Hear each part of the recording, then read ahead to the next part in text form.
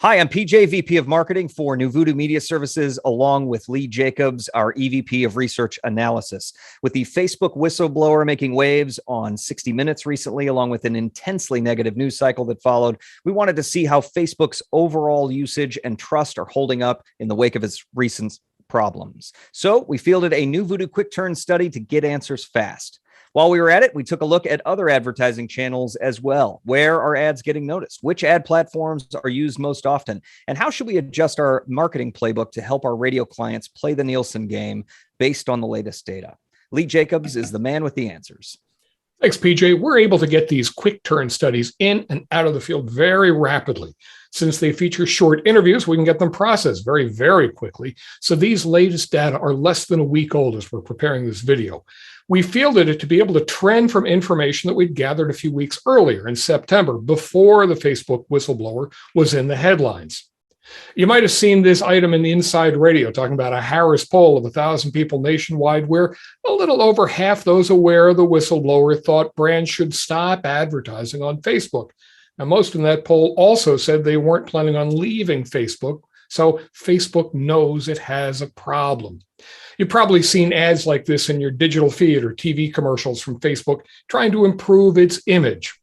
But at the bottom, our question is a practical one for clients. Does it make sense for them to avoid Facebook? Now, here's the data that started us down this trail. From these data in mid-September, we made the case that radio stations are far more trusted than Facebook and Instagram, and that radio is in a great position to increase its efforts to get listeners to allow location tracking by station apps. But even here in mid-September, we see that just over 40% of that sample doesn't trust Facebook and Instagram to use personal information and locations responsibly, rating that trust as a 1, 2, or 3 on a 10-point scale. That same distrust score is 24% for radio stations and 22% for Amazon. But what's the impact of the Facebook whistleblower? The data I showed you about Facebook mistrust from mid-September is on the left. The new data from the 6th and 7th of October is on the right. Distrust rises 5 full points to 46% in the new data, and high trust levels dwindle from 22% who rated Facebook trust as an 8, 9, or 10 on that 10-point scale last month to 19% in the new data, down 3 full points. That means distrust for radio stations is at about half the distrust level for Facebook. Now, that speaks well for radio making deeper digital relationships, but should you leave Facebook out of your media mix? In our new quick turn study, we asked users of major platforms if they're using those platforms more, the same, or less than they were last month. You see here that YouTube and Google are net positive in terms of usage momentum.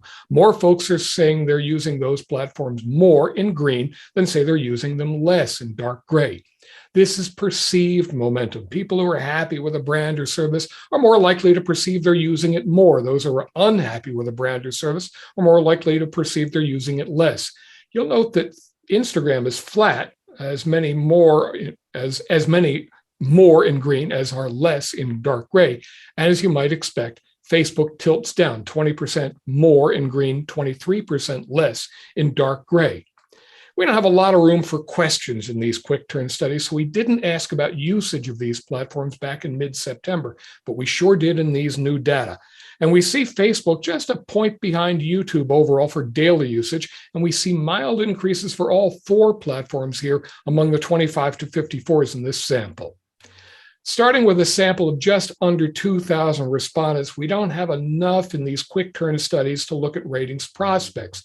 But using coefficients derived from the past 4 ratings prospect studies, we can model usage levels for these digital platforms among 25 to 54s who we think are likely to participate in the ratings, usually about a 1/7 of our ratings prospect study samples.